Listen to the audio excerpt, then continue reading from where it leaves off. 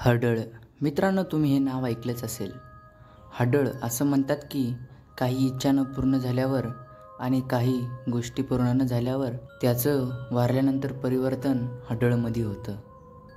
मित्रांनो, हे कितीपट सत्य आहे ते कोणालाच माहिती नाही. पण मी आज तुम्हाला जे 2 अनुभव सांगणार आहे ते ऐकल्यावर तुम्हाला विचार करण्यासाठी आवश्यकताच लागेल.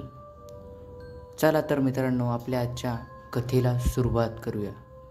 पण मित्रांनो, गोष्ट सुरू करण्याच्या अगोदर तुम्ही जर आपल्या चॅनलवर नवीन असाल तर आपल्या चॅनलला सबस्क्राईब करून घ्या, जेणेकरून तुम्हाला अशाच प्रकारच्या व्हिडिओ भेटत राहतील. चला तर मग सुरुवात करूया. अनुभव क्रमांक 1. मित्रांनो, हा अनुभव आपल्याला आपल्या एका सबस्क्रायबरनी पाठवलेला आहे. चला तर आपल्या कथेला सुरुवात करूया.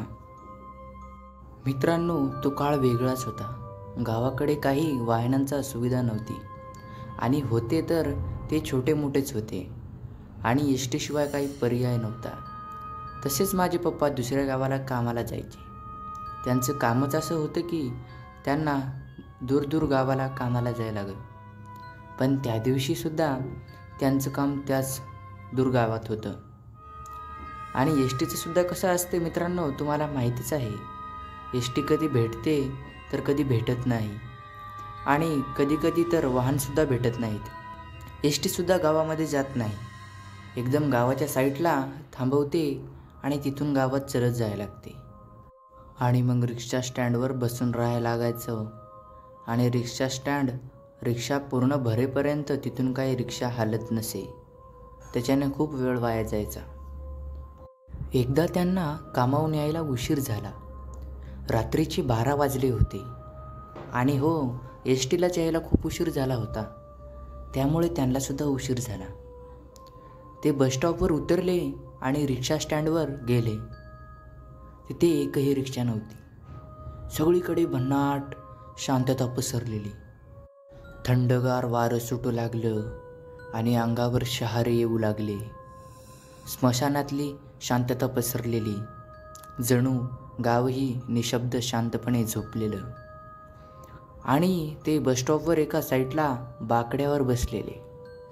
बाकड्यावर बसून काहीच अंतरावर एक मोठं झाड होतं. त्या झाडांकडे त्यांचं लक्ष मगापासून होतं. ते झाडही खूप मोठं होतं. जणू ते चिंचाचंच असेल असं त्यांनाही वाटत होतं, कारण ते झाड न बघल्यासारखं दिसत होतं त्यांना.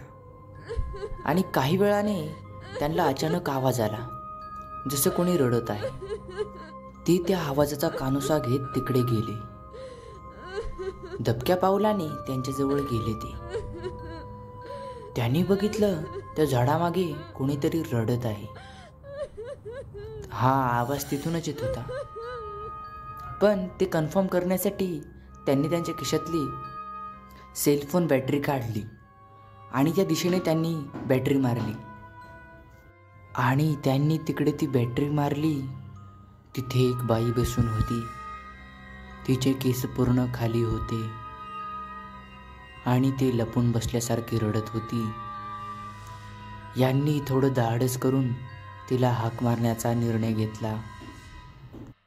आता त्यांच्या अंगावर शहारे आले होते, कारण एवढ्या मध्यरात्री आणि स्टॉपवर बाई कुठून आली. वरून तिथे एकही माणूस नाही.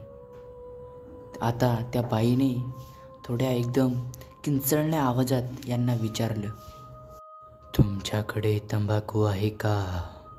आता यांना कळालं होतं, तर ती बाई नाही, ती तर एक हडळ आहे, हडळ. त्यांनी कामावर ऐकलं होतं की रिक्षा स्टँडवर जवळपास एक झाड आहे आणि तिथे रात्री हडळ येते. आता तर त्यांची चांगली धादरून गेली होती, कारण आपल्या समोर आता खरी हडळ आलेली आहे. त्यांच्यामुळे आता ते खूप घाबरले होते आणि ते हळूहळू मागे सरकत होते, जणू की तिला कळू नये आपण इथून गेलो म्हणून. ते जसजशी मागे येत होते तिचं ते असली रूप दिसत होतं त्यांना, जणू ते राक्षसाच्या रूपामध्ये येत होती. त्यांनी आपल्या बॅटरीचा उजेड एकदम पायाच्या दिशेकडे केला आणि मागे सरकत होते. पण जणू ते त्यांच्याकडे पळत येत आहे, त्यांना असा अभाव झाला. आणि त्यांनी फिरले आणि गावाच्या दिशेने अशी जोरात धाव घेतली की त्यांनी कधी मागे फिरून पाहिलेच नाही. आणि जवळ ते गावात गेले नाही तर त्यांनी मागे काही फिरून पाहिलंच नाही. कसेबसे ते तर गावात गेले. त्यांच्यासोबत घडलेला अनुभव त्यांनी आम्हाला सकाळी सांगितला. आम्ही खूप हादरून गेलो होतो, कारण असं हे प्रकरण खूप भयानक असतं.